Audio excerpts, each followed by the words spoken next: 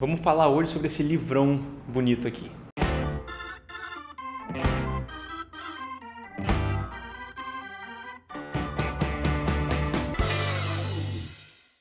Fala galera, Daniel Barbeiro aqui e hoje a gente vai dissecar o Blue Note, né? Que é um quadrinho da editora Mitos, Mitos Gold, que é um formatão europeu, bonitão, capa dura, papel couché. Eu adoro essas coisas, pra ser sincero. Eu ganhei de presente da Letícia, inclusive. E eu gosto não só pelo formato, né, que é europeuzão, bonitão, mas pela temática também, porque eu me amarro em blues e eu me amarro nessa vibe anos 30, meio depressão ali. Eu me amarro e esse quadrinho se passa nos últimos dias da Lei Seca de verdade. É uma história sobre o fim da Lei Seca, né? Não sobre o fim da Lei Seca, mas sobre personagens que vivenciaram o fim da Lei Seca e como que ela impactou na vida deles, né? Sobre dois personagens principalmente, o boxeador aqui e esse bluseiro iradíssimo que eu vou falar na sequência. Antes de começar, não se esqueçam de seguir nas redes sociais todas, Facebook, Instagram, Twitter e aqui no YouTube também. E se você gosta do que eu faço aqui, e se vocês gostam do que eu faço aqui e querem me apoiar financeiramente, link aqui embaixo pro meu Catarse Assinaturas, onde você pode ser um assinante do canal e me ajudar a fazer esse canal existir como ele existe até hoje. E obrigado aos assinantes que fazem o canal ser o que ele é. Bom, como eu disse, isso aqui é um quadrinho da Mitos, ele é gigante, ele tem bastante páginas, ele é grandão, né? E ele é caro, tá? E quadrinhos assim geralmente são caros, mas em geral eles valem a pena, não só porque são bonitos na estante, mas porque são histórias fechadas, compiladas, bonitinhas. E esse quadrinho particularmente, ele fecha numa nota, perdão o trocadilho, mas uma nota muito boa. Então, o que eu vou dizer agora, na verdade, pode ser um pouquinho de spoiler, tá? Bom, esse quadrinho, na verdade, conta duas histórias diferentes, né? Conta a história desse boxeador aqui, que ele meio que é obrigado, é intimado a voltar para Nova York para pagar uma dívida, e aí se enrola em dívidas e, enfim, é uma história bem confusa de gangster e de dívidas e de agiotas, que é legal, né? É o tipo de coisa que tem tudo a ver com essa temática e eu gosto bastante. E a história desse bluseiro aqui, que é um cara do interior, que vai para Nova York para tentar a sorte, né, de realizar o sonho de tocar na melhor casa de show de blues que tem na época, né? E é interessante que as histórias deles dois se cruzam, né? Elas se esbarram em vários momentos, mas elas não são necessariamente dependentes, né? Então você vê primeiro a história do ponto de vista dele, depois a história do ponto de vista dele, e você pode ler uma ou a outra e elas funcionam quase como Silas e Salto, né, os meus quadrinhos. Então quem já leu Silas e Salto vai se identificar aqui, né, não pela temática nem nada, mas pelo formato, de que são duas histórias meio que passadas simultaneamente, que podem ser lidas em qualquer ordem, mas que contam meio que a mesma coisa, digamos assim, né. E eu não tinha lido isso aqui antes de fazer o Silas e o Salto, mas eu posso dizer que é uma referência posterior, digamos assim, né, porque se eu tivesse lido isso aqui antes, eu com certeza teria usado como referência.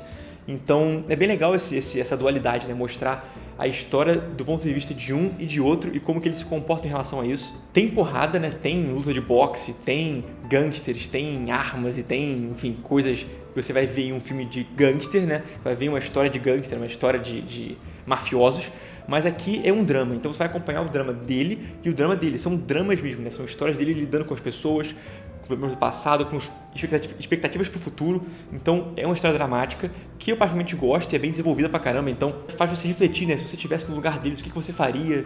Você tomaria essas decisões que eles tomaram? Então, de novo, é um quadrinho que faz você pensar e isso é sempre positivo. Agora, falando da arte, é um quadrinho formato europeu, né? BD em álbum, então ele tem muitos quadros por página, muito mais que o normal. Isso eu acho bem legal, é bem positivo, porque cada página passa uma ideia completa, né? Eu gosto de muitos quadros por página. Ele tem uma paleta de cores bem contida, geralmente são tons lavados, terrosos para a parte do boxeador e tons lavados azuis para o bluseiro, né? Porque ele toca blues, faz todo sentido. E uma coisa que eu acho muito louca é que você olhando a arte de perto, né? Você vê que é tudo pincel, só que são pinceladas tão pequenininhas que eu imagino que o original disso aqui deve ser um A2, cara. Deve ser muito grande o original disso, porque são pinceladas complexas e são muito fininhas para esse tamanho. Ninguém faria um pincel dessa forma, entendeu? É muito pequeno. Então, deve ser um original gigantesco. Eu queria muito ter a chance de ver o original disso aqui. Deve ser lindo demais, porque o desenho é bonito, é um desenho sujo para os padrões europeus, tá? Porque o desenho europeu, em geral, é bem limpo, é bem limpinho, muito influenciados principalmente pelo RG, a linha clara do RG, mas o desenho europeu, em geral, é mais limpo do que o americano ou do que o japonês, e ter ele sujo aqui significa isso aqui, né? Isso aqui é o sujo que eles conseguem fazer. Quando eu digo que eles conseguem fazer, é o mainstream, tá? É claro que tem alternativas que são super sujos, mas o mainstream europeu é limpo. E esse aqui é sujo para os padrões deles, né? É sujo, tem bastante pincelada e tal, porque essa sujeira ajuda em passar a vibe, né? Primeiro porque é uma época de gangsters ali que era suja, né? Nova York, que é uma cidade imunda nessa época, imunda tanto fisicamente quanto esse lance de gangster, de todo mundo traindo todo mundo, e a lei seca, e corrupção. É uma cidade corrupta, então ela é suja nesse aspecto também. Mas além disso, o pincel, né, essa sujeira do pincel é muito usada para passar situações de música, né? Porque é um quadrinho altamente musical e é muito, mas muito difícil passar música no quadrinho, que é uma mídia muda essencialmente, né? Você não tem som no quadrinho. Então você passar som no quadrinho é algo difícil, é algo feito o tempo todo, tá? Porque o balão é som, a onomatopeia é som, mas passar música é mais complicado, né? É bem difícil, eu diria.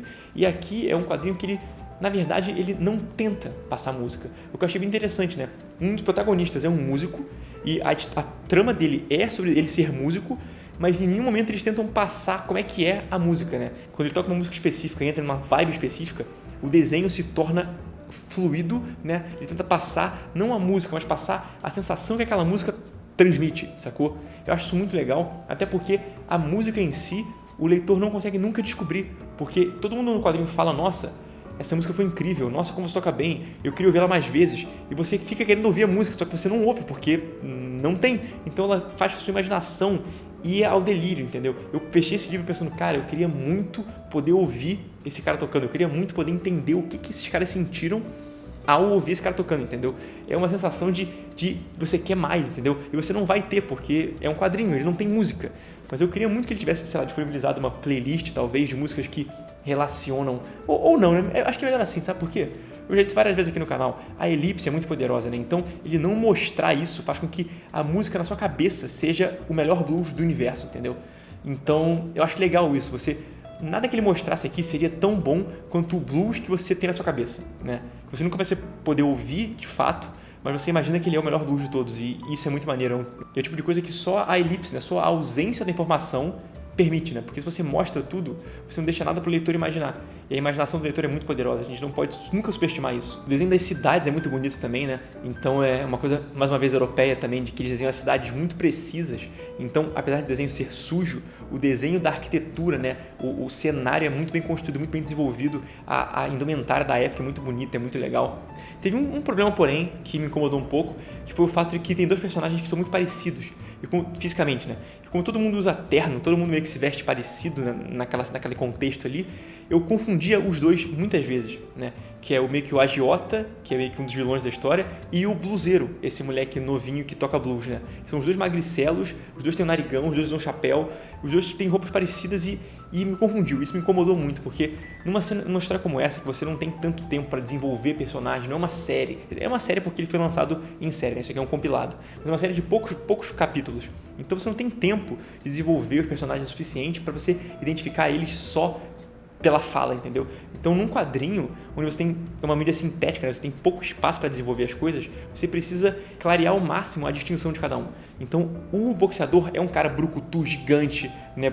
Super pesado, bruto, enquanto o bluseiro é um cara magricelo e esguio, de terno sempre, né? Com esse chapéu o tempo todo. Só que esse outro personagem também é assim. Então, ele poderia ter feito esse personagem com um outro tipo de chapéu, ou sem chapéu, ou, sei lá, com um terno sempre risco de giz, não sei, alguma característica marcante. Repara que a maioria dos quadrinhos que tem vários personagens, eles apresentam cada um com uma característica muito distinta, né? Olha a Turma da Mônica, por exemplo. Cada personagem é muito claramente distinto, tem cores diferentes, tem elementos diferentes na cabeça, né? E aqui eu sinto falta disso. Eu sinto que alguns personagens meio que são parecidos uns com os outros, isso me incomoda, mais do que deveria, talvez. Mas eu acho que é isso, gente. É um quadrinho legal, vale a pena de ler. Eu sei que ele é caro, mas é uma história maneira que vai te colocar num contexto, porque é um quadrinho bem pesquisado, né? Então, ele passa como era aquela época realmente, né? Não só de indumentária e de vibe, né? Como eu já citei aqui pela arte, mas também pelo contexto histórico mesmo, assim, a história que esse livro conta, né? De como que os gangsters vão sobreviver depois da lei seca ser revogada, é uma coisa pertinente na época e aconteceu de verdade, entendeu?